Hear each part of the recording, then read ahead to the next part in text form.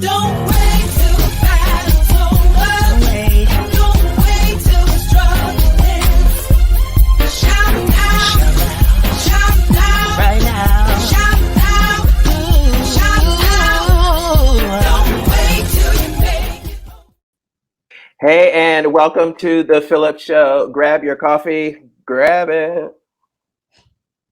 Listen, so if you are in the mood to be amazed, today is your day. If you're feeling like you want to be inspired, today's the day. If you're in the mood to hear a story about how someone uses their gifts, perfects them, and then goes back and trains others, today is your day. From working with other artists to being an incredible artist himself, Michael Casselli Jr. has had a tremendous career in the world of the arts, and it keeps going. As an international traveler and artist, he continues his career as head of the arts division at Antioch College and creative director of the Antioch Herndon Gallery. Michael. Hello. Hey. How are you? I'm good. How are you doing today? I'm doing okay. Oh my goodness. Well, I'm sitting in my office, but sitting in the office there at Antioch. yeah. Well, that's awesome. In a creative space. Listen, you've done so much, and we're going to get into all of it. I know we don't have time because it's like a short show, but we know that you're an artist. We know that you're an educator. How did you get started in the world of arts? What made you say, hey, this is what I do? I mean, as a kid, I drew a lot of comic books, things like that. I built models. I was really a tinkerer as a kid, playing with stuff, learning how to make stuff, learning techniques and things like that. And it wasn't really until I went to school that I really focused on the idea of being an artist. I went to Antioch. I graduated from Antioch. Oh, okay. With what we call a self-design major, which is where you combine more than one field instead of having your standard, I major in literature, I major in the singular. It's usually combined, which is the system we have now. Okay, and that's the universal system that's there now? That's the universal system that's there now, yeah. That's pretty incredible. And it was there and meeting people and being somewhere where everything was concentrated, that I really started to thrive. And I credit the people I met who were my peers, but also the professors that I had while I was in school. They were amazing. It was an amazing group of people. Let me ask you this. Antioch is a pretty small school, and you've been a lot of different places, and I'm sure you've worked with a lot of students that have had many different experiences and come from large universities. What was the benefit of going to a small school versus a larger school? I think, Antioch, there's a lot of things. They have the co-op program, which is pretty amazing, where you go out and work. I had already worked. I've been working since I was 14. So I actually came to school to stop working because I had been a chef and a pastry chef and a line cook and all these things. Wow. And I was just like, I've got to get out of the kitchen. Sure. And so I came to Antioch really because I visited and was really taken by it. Also, the benefit of it being smaller. When I was here, it was about 600 students. And you would have 300 on campus, 300 off co-oping. Wow. But kind of the small size really got you in touch with people who were interested in similar things that you were. Sure. And also the access to your faculty. If you have a 10-to-1 ratio of student to faculty, that's amazing. Right now we have 6 because we're much smaller. Sure. And also the relationships at Antioch, there were no grades. Wait a minute, say what? Strongly believe in. Wait, what happened? Pardon? You said what? There's no grades. Yeah, no grades. It's pass, no pass. So is there like a valedictorian? Do you get there is now, but when I was here before the closure, we had none of that. No sports since 1920. Oh my goodness.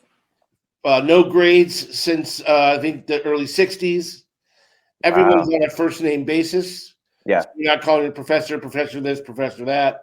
You're calling them by their first name. You're calling the president by their first name. It's a very personal connection that you It's have. a very personal connection, very intimate in a way, and it made the accessibility. The whole first name thing just creates the feeling of accessibility. It creates a different feeling of accessibility, right?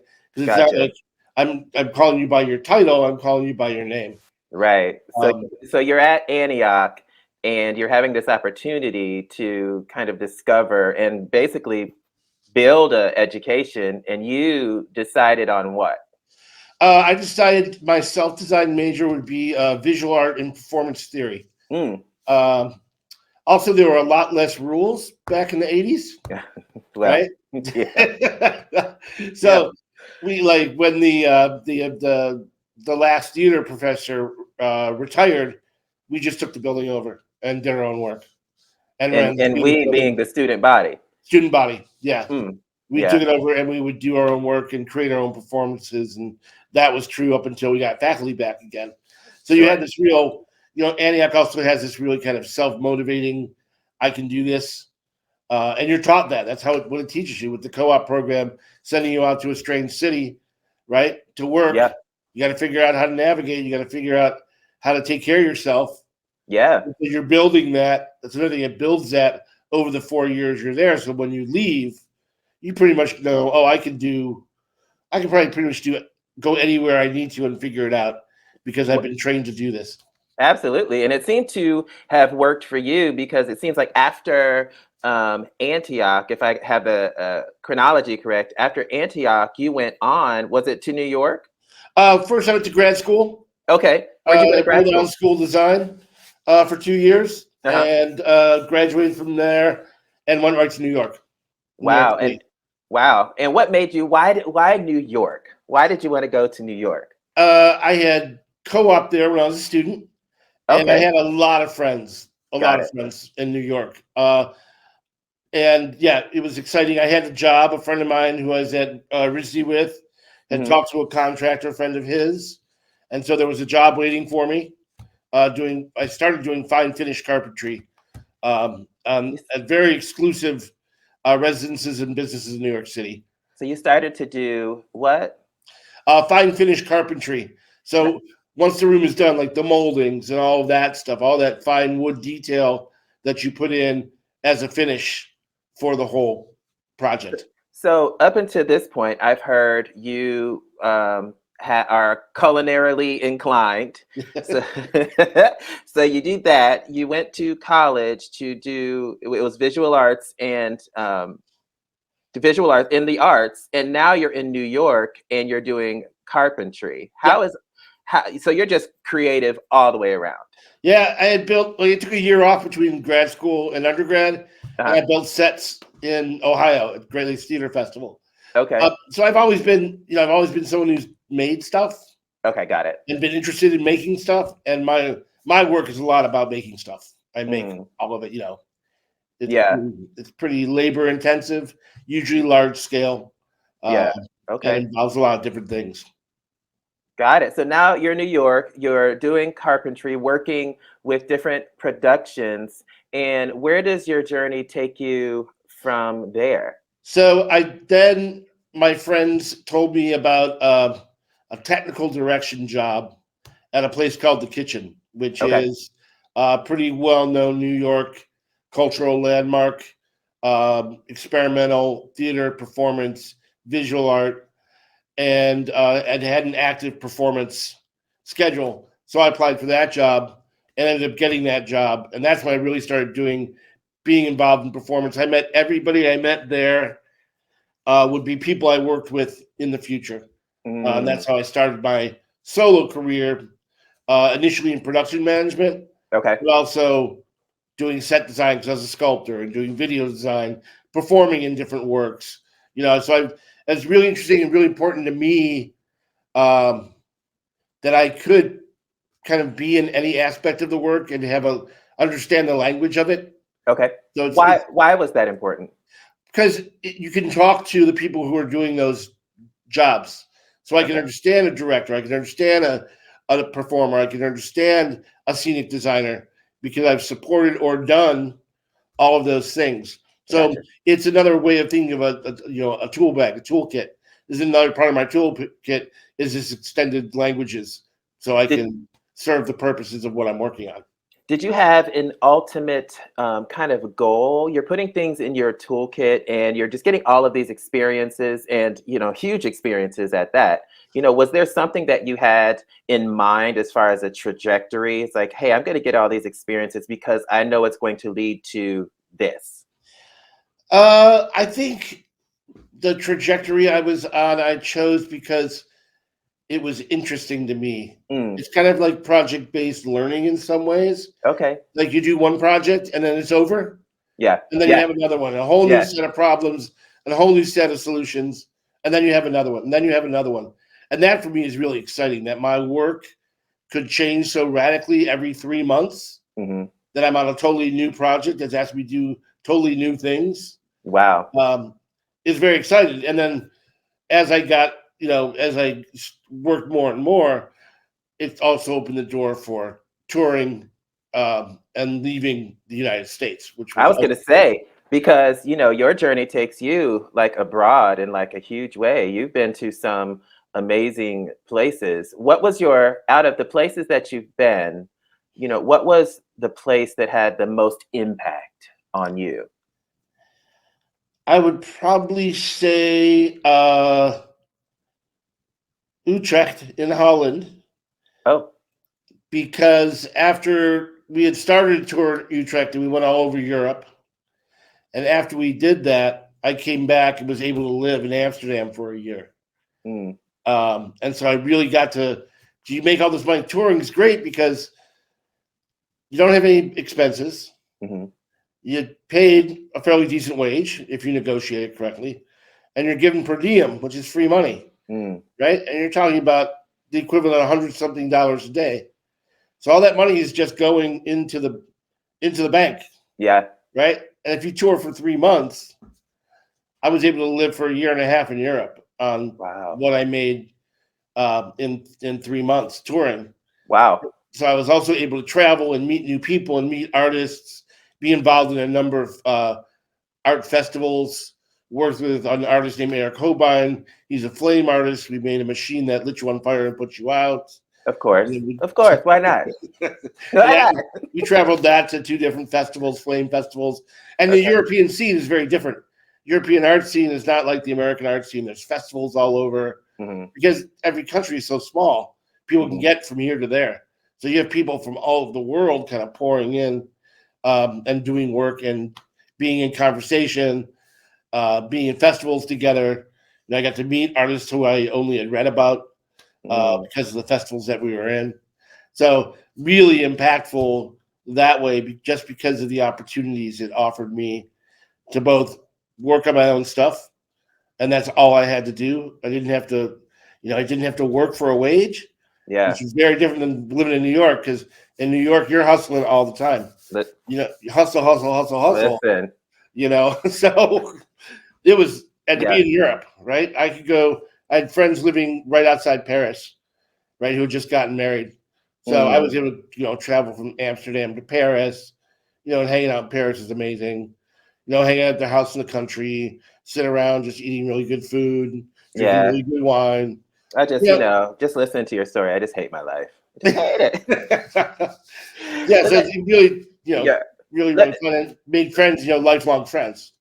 Let me ask you this, because it does sound your life sounds very cinematic, and cinematic in that wishful way, like I wish that my life were like that. That sounds such like the cool journey to be kind of wild and free.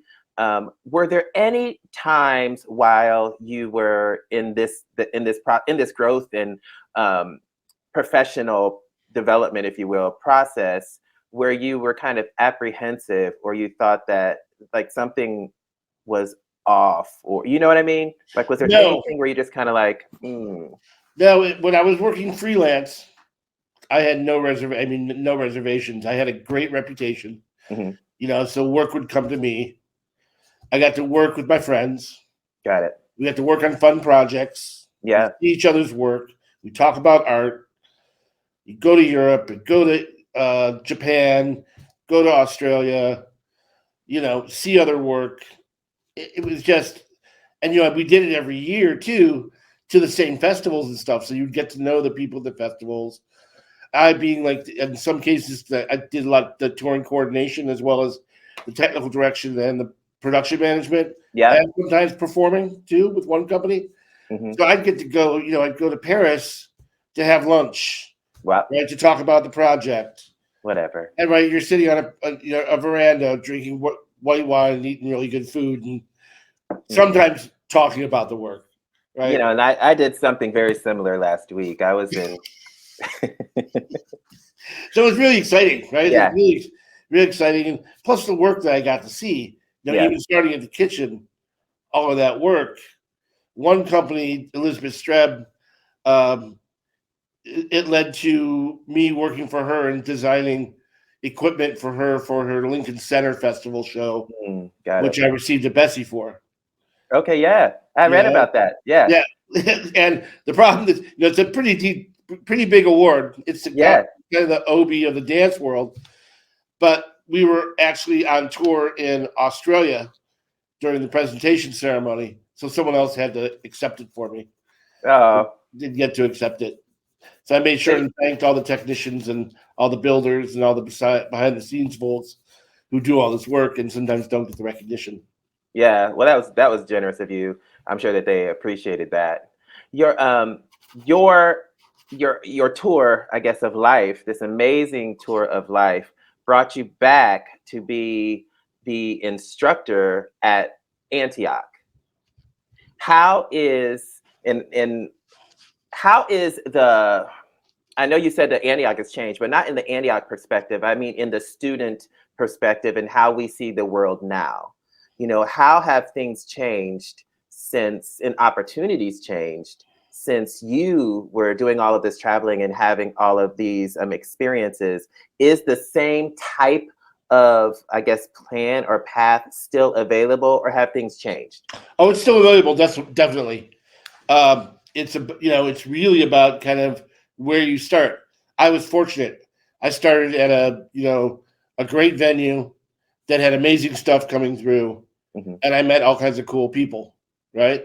It's getting your foot in that one place that is going to lead to those things. And so I know plenty of young people after me who actually worked like as TDs on my shows and stuff, who were able to take on the same life.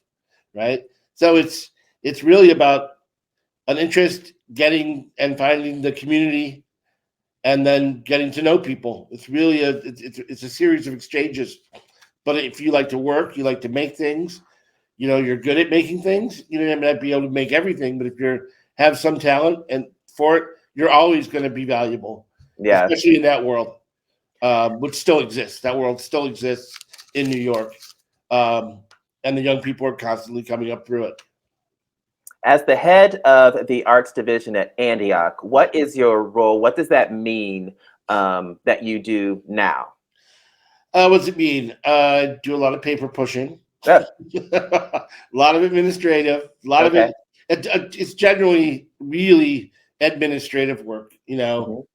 Like we're just conducting search for a new faculty position, so I coordinated all of that.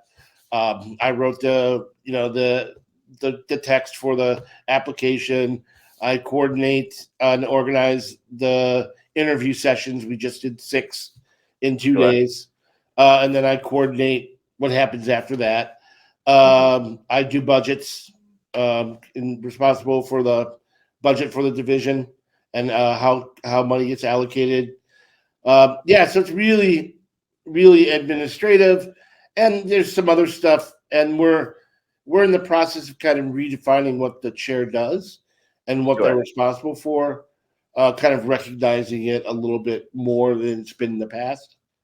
I would imagine that your the experience of not just your education, but your presence within and your success within the arts community has a really big impact on how you see the program where you are and how you think that, I guess, students should develop and what would be best for them. Do you draw on a lot of the experiences that you had when it comes to how you view, say, even the administrative work, but how the structure should be set up or what the focuses should be? Well, I'm really fortunate because I have the both left and right side brain ability. I was gonna say, yeah. Right, I can do that kind of stuff that's mundane to most people. Mm-hmm. Budgets, spreadsheets, I actually like them, which is very unusual for most artists. It is. Most artists are like, I don't want to do math. We don't. I enjoy it. So that's a good thing. Yeah. The person I've been doing it for 6 years, and the person who's next is like, I don't want to do it. I don't want to do it. I'm like, sorry. Yeah. Rotating position. So my work has informed that both on the practical and then I would say, which has to do with curriculum, the creative side. Yeah. Right. Looking at curriculum as a creative endeavor, a creative experiment in the division, and also really bringing with me this incredible respect for autonomy, so that the other people in the division, I don't tell them how to teach. Sure. They know how to teach. They're good at it. I don't have anything to do with that. It's like the best way for us to function, and to me to function as kind of a manager, is to let people do what they're good at. Yeah. And then if I have to say, oh, I need you to get your paperwork in, I'll say, be like, you have to get your paperwork in. Yeah. You have to do it on time. I'll remind you again. I'll remind you again. That's the fun part. Oh yeah, that's what I love the most. But yeah, so I can bring, and again, also, it's not as problem based as I'd like it to be. But I look at my classes as kind of those projects. Sure. And so it's a new group of people, a new group of students, and what are they going to bring to it, and how do I change to address the changes I notice from my students. And I'm glad that you said that, because I'm curious to know, from your experiences to now, where art is today, how have you seen art change over time to where it is today? That's a really good question, because that was what my master's thesis was about. Kind of the dissolution of borders between media, right? You don't have to be only a painter anymore. Your painting can involve video, right? Video can be the way you approach. Drawing can be approached in a much different, physical manner. I'm working on a piece where I'm putting lights, Chinese lanterns on a field, 20 of them 15 feet apart, all the same distance from the ground. So when they're lit, you can see the roll of the land. So for me, that's like a gesture, right? A gesture drawing. Okay. And this ability to combine as many different things. We're no longer stuck in this kind of this desire for a movement. It's realism, cubism, abstract expressionism. Those are all within a modernist canon, which has a certain period. We've gone past that, and we don't demand that out of work anymore. So it opens up a lot more opportunities to use whatever's appropriate for what you're trying to say. And I think art has also moved in a lot of ways more toward the philosophic. Where it's a way of asking questions, not necessarily giving answers. I think that's another thing, is that idea of questioning, and here's how I'm questioning, and I'm bringing this to you kind of as a question, not as a solution, so we can share in the thought and what we think could affect this thing that I'm bringing up. And that's really, I approach my work in that way too. I'm really interested in creating the idea of an experience. Gotcha. Instead of creating the idea of a necessarily tangible object, where everything is invested in that one object and value is declared for that one object. I don't tend to sell work, because a lot of my work you can't sell. It exists in a form that you can't really buy and put somewhere. Why would you, and help me visualize or conceptualize this, why would you say that you can't sell it? Basically because it includes so much. There's a piece I did with Blue Sky in Dayton. It was, and the space I did it was 9,000 square feet. I covered all the windows with salmon colored paper.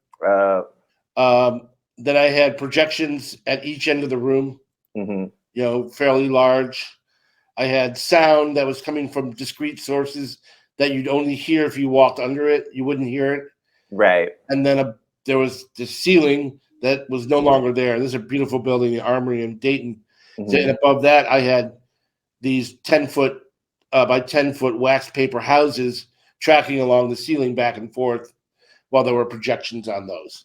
Got you. So you can't sell the art piece. It's basically an installation. Installation, yeah, and that's really where I live. Or you'll see things like the lights at the Emporium. Well, that was a project. I was like 30 lamps in 30 days using a technology I've just learned. And then I sold those because those are tangible. But it was more about the process of getting to all of them. How many different forms can I come up with using similar techniques? Right. So it depends on what I'm doing because I'm interested in investigating form, but my studio practice isn't really about that. I'm not doing something constantly every day and examining it. I'm thinking, having a question, and then going, oh, okay, this is how I'm going to talk about this. Got it. Yeah. I really like that because it's almost like you're the product. But it's like you bring the concept and you install the concept, and it couldn't be installed without your vision. So if you want a piece, Michael has to come and do the piece. Right. So it's not like a painting and I'm going to go put it over here. Not all of it. You know what I'm saying? Sure. No, and that's really, as far as, monetizing my practice, that's where it comes in, where I get invited to go somewhere and I'm paid to go and do my work. Yeah. So I know that we're running out of time. I have to ask you though. I know. It's like your journey is just so, you can't pack it in a half an hour. Not the whole thing. You have to come back and we have to keep talking. But you have all of this stuff. I have to ask you, what is something that people don't know about you? What don't?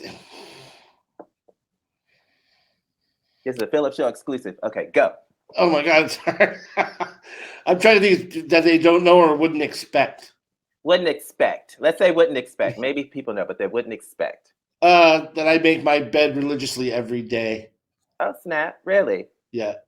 Why I can't leave the house because I like, at the end of the day, to have that nice cover that I can then pull back and get underneath. It's a sense of calmness at the end of the day. Huh. When I walk into my bedroom and I see it, I'm like, And I think, it's going to feel so nice getting under the sheets and the cover. Yeah. And it's all just, it's folded back. Pillows are straightened, everything. It's just every day. There's a whole life lesson in making the bed, I'm sure. There's a whole life lesson. Yeah, I can't go out the front door. Really?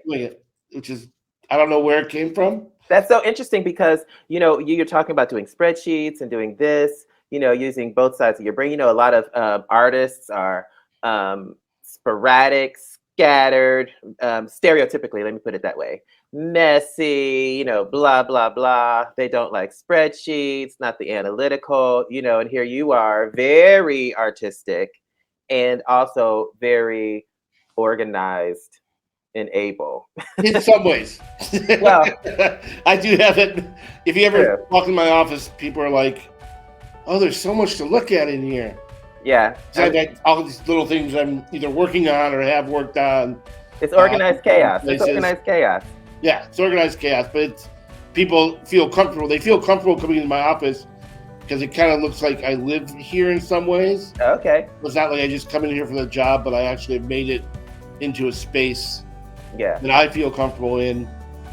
And I can, if I feel like I want to get distracted, I could I'm just going to go over here and play with this for a little while. Yeah. And then I'll come back. That's so funny. Well, Michael, thank you so much for being here today. I know you're busy, so I'm so appreciative that you took the time. Oh, sure. I love it. Yeah. And I hope that you'll come back and we'll have to dig into some more of your Michael travels. Sure. Yeah, I could probably find a lot of pictures and stuff I can show you. Yeah, I would love it. I would love it. Because back then, too, I did, mostly they were all black now. Before I used to dress, I would travel with 15 pairs of shoes. Oh, snap. and outfits and outfits and outfits. See, that's back before they checked every piece of luggage, and it would cost $1,000 to get all those shoes on the plane. And if we traveled to the U.S., I'd bring pots and pans with me too. Oh my goodness! I could cook, and I'd cook with some of my different company members who I would hang out with. So. Yeah, we'll definitely have to talk about that. I really want to get a good visual of that. Michael, thank you so much. My pleasure.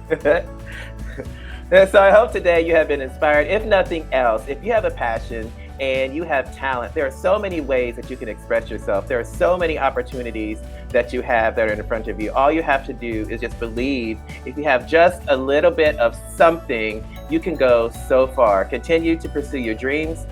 Find people that are like-minded, and the world is yours, just one step at a time. And as usual, you are the best you in the world. I will see you next time here on The PHILLIP Show.